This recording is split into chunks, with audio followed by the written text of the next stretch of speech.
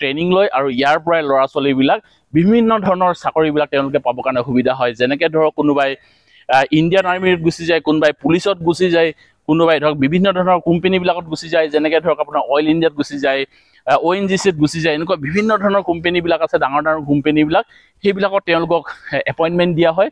North east fire service academy এতিয়া সেইখন ডিব্ৰুগড় বৰবৰুৱাত নাই, হয় এতিয়া ইয়াৰ লোকেশ্যনটো চেঞ্জ হৈ গ'ল। আৰু এতিয়া যিটো লোকেশ্যনত আহিলে মই আপোনালোকক দেখুৱাই আছোঁ, প্ৰথমতে মই ইয়াৰ পৰিৱেশটো দেখুৱাইছোঁ। ইমান সুন্দৰ এটা পৰিৱেশ, চাওক ইয়াৰ এৰিয়াটো এতিয়া বহুত ডাঙৰ হৈ গ'ল। আগতে ডিব্ৰুগড়ত য'ত আছিলে তাত মানে একদম এৰিয়াটো সৰু আছিলে, খুব মানে টনাটনিকৈ চলি আছিলে, কিন্তু ইয়াত এতিয়া আপোনালোকে দেখিছে ইয়াত ইমানবিলাক ষ্টুডেণ্টে খেলি আছে। ইয়াৰ গোটেই পৰিৱেশটো আপোনালোকে চাওক, এয়া হৈ গ'ল এতিয়া আমাৰ লাকুৱা চলাপথাৰ গাঁৱলৈ এতিয়া গুচি আহিলে, য'ত নেকি এতিয়া CISFৰ এটা কম্পাউণ্ড আছিলে আগতে এইটো, আৰু এতিয়া এই CISFে এতিয়া আমাৰ দি দিলে north east fire service academy, হয়। আৰু এই এৰিয়াটো যদি আপোনালোকে চাই নহয়, ইয়াত এতিয়া ইমানবিলাক যে ল'ৰা ছোৱালী আছে, ইমানবিলাক যে ষ্টুডেণ্ট আছে, সকলোৱে এতিয়া ধুনীয়াকৈ খেলি মেলি ধুনীয়াকৈ ইয়াত স্বাস্থ্য সুস্থ ৰাখিব পৰা গৈছে। আৰু এতিয়া আপোনালোকে দেখিছে যে ইয়াত বিভিন্ন ধৰণৰ ল'ৰা ছোৱালীবিলাকে এতিয়া তেওঁলোকে এক্সাৰচাইজ কৰি আছে, কোনোবাই ৰাতিপুৱা দৌৰে, কোনোবাই গধূলি দৌৰে।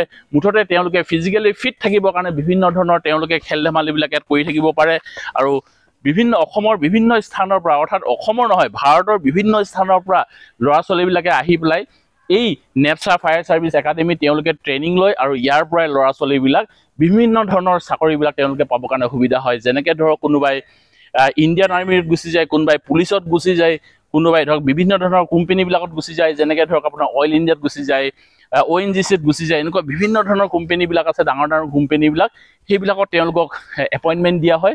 আৰু এই নেপচা আণ্ডাৰতে, অৰ্থাৎ এই north east fire service academy, যি ইয়াত জুইৰ লগত খেলিবৰ কাৰণে শিকোৱা হয়, জুই কেনেকৈ নুমুওৱা হয়, গোটেইবিলাক ট্ৰেইনিং এই নেপচা ফায়াৰ ছাৰ্ভিচত দিয়া হয়। আৰু যদিহে আপোনালোকৰ যদি কোনোবা ষ্টুডেণ্ট যদি আছে, কোনোবা ল'ৰা ছোৱালী যদি আছে, যদিহে আপোনালোকে ধৰক মেট্ৰিক পাছ কৰিলে, হায়াৰ ছেকেণ্ডেৰী পাছ কৰিলে, তাৰপিছত ধৰক আপোনালোকে পঢ়িবৰ কাৰণে আপোনালোকে একো স্ক'প পোৱা নাই, তেতিয়াহ'লে আপোনালোকে এই নৰ্থ ইষ্ট ফায়াৰ ছাৰ্ভিচ একাডেমিত আপোনালোকে এডমিশ্যন লৈ পেলাই আপোনালোকে ইন ফিউচাৰ ভৱিষ্যত আপোনালোকে কি কি দিশত যাব, সেই দিশবিলাক আপোনালোকে চাই ল'ব পাৰে আৰু আপোনালোকৰ ফিউচাৰটো একদম সুন্দৰ বনাই তুলিব পাৰে। কিন্তু ইয়াতে এটা কথা মই আপোনালোকক কৈ থওঁ, বহু ব্যক্তিয়ে ভাবে যে নেপচাত এডমিশ্যন ল'লেই যে লগে লগে এটা চাকৰি পাব, সেই কথাটো নহয়। ইয়াত এটা ভুল ধাৰণা হৈ আছে বহু ব্যক্তিৰ মাজত। যিধৰণে ধৰক আপুনি ধৰক কলেজত পঢ়িলে, আপুনি গ্ৰেজুৱেশ্যন কৰিলে, মাষ্টাৰ ডিগ্ৰী কৰিলে, PhD কৰিলে, আপুনি লগে লগেতো চাকৰি এটা নাপায়।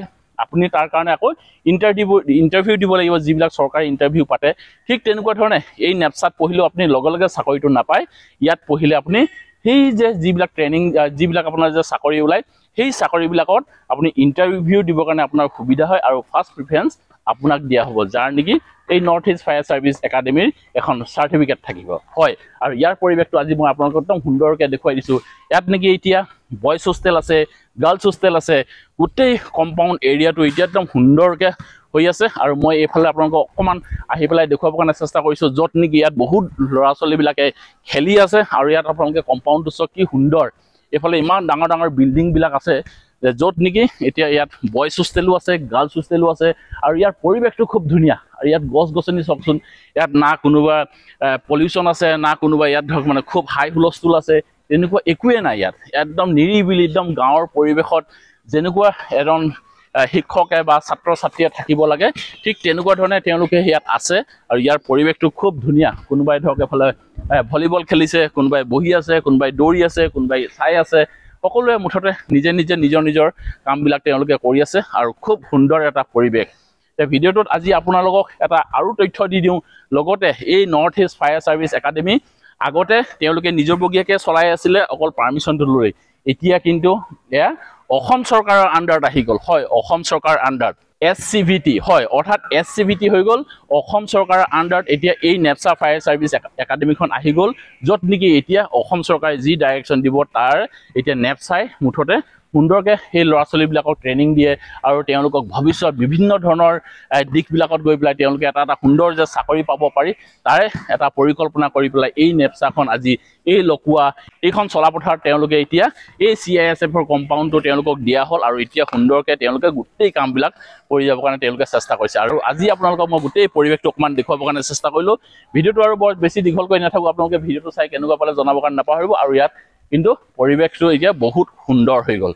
নমস্কাৰ, মোৰ নাম মালিকা গগৈ মই গোলাঘাটৰ হয় Dibrugarh north eastern fire safety একাডেমীত নেপচাত মই এবছৰীয়া কোৰ্চ কৰি গুৱাহাটী ৰিফাইনেৰীত চাকৰি লাভ কৰিছোঁ নমস্কাৰ মোৰ নাম শ্ৰী দীপেন বৰুৱা মোৰ ঘৰ ডিব্ৰুগড় মই ডিব্ৰুগড় বৰবৰুৱা নেপচাত পঢ়ি এতিয়া বৰ্তমান এডএছপিচি গেৰুকামুখত আৰএনএম ছাৰ্ভিচ বেচিছত বৰ্তমান ডিষ্ট্ৰিক্টৰ হিচাপে কাম কৰি আছোঁ নমস্কাৰ মোৰ নাম প্ৰশান্ত দেউৰী মই অৰুণাচলৰ চাংলাং ডিষ্ট্ৰিক্টৰ ডাইনৰ পৰা মই 2021-22ত মই নেপচাত diploma in fire safety hazard maintenance course কৰিছিলোঁ তাৰপিছত মই কেম্পাছ ইণ্টাৰভিউত চিলেক্ট হৈ কিনে আজি বৰ্তমান মই ডিগবৈ IOCL ৰিফাইনেৰীত মই এজ এ ছেফটি ছুপাৰভাইজাৰ এতিয়া বৰ্তমান জব কৰি আছোঁ মোৰ নাম জয়েল ৰাইট মই ডিব্ৰুগড়ৰ পৰা আহিছোঁ নেপচা আমাৰ নেপচা ফালৰ পৰা ইয়াত ফুৰি আছে চ' আমাক ত্ৰিপুৰাত অইলত এজ এ DCPOত